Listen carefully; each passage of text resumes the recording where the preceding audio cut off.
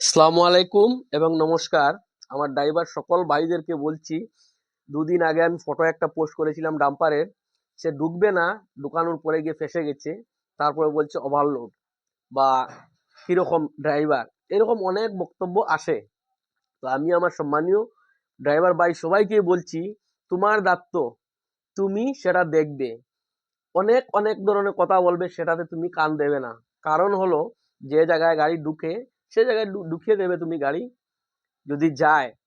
আর দ্বিতীয় কথা হলো, যদি এরকম কেউ বলে আমি আরো গাড়ি ঢুকিয়েছি এইখানে, অনেক ড্রাইভার ঢুকে, ঠিক আছে তুমি ওইগুলো ড্রাইভারকে আনো, গাড়ি ঢুকাও, আর তোমার দায়িত্বই ঢুকাও গাড়িটা।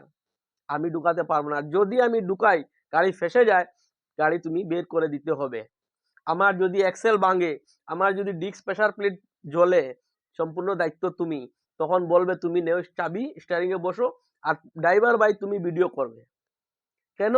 ড্রাইভারের প্রতিবাদ করার মতন কেউ নেই। আমাদেরকে নিজেই করতে হবে প্রতিবাদ।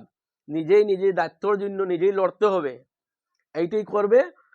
আর দ্বিতীয় কথা, পার্টিগুলো ভাড়া নেয়, ঠিক কথা। তারা ভাড়া করে গাড়ি, আমরা ভাড়াতে যাই অবশ্যই। কিন্তু সেই কথা নাই যে তুমি ভাড়াটা নিয়েছো গাড়ি, তুমি যেরকম ইচ্ছে সেরকম করবে, যেরকম বলবে সেরকম। যখন কিছু হয়ে যায়, তখন কি বলে, ড্রাইভার নতুন, আর না হলে ড্রাইভারই জানে না। এটাই বক্তব্য অনেকেরই। আমার সঙ্গে এরকম হয়েছে। এর জন্যই বলছি, নিজের দায়িত্বটা নিজেই পালন করবে। ধন্যবাদ। আর ভালো লাগে যদি ভিডিওটা শেয়ার করে দেবেন। আমাদের সব ড্রাইভার ভাইকে সম্মানীয়, ছোট গাড়ি হোক বড় গাড়ি হোক, সবাইকে সালাম নমস্কার। জয় হিন্দ, জয় ভারত।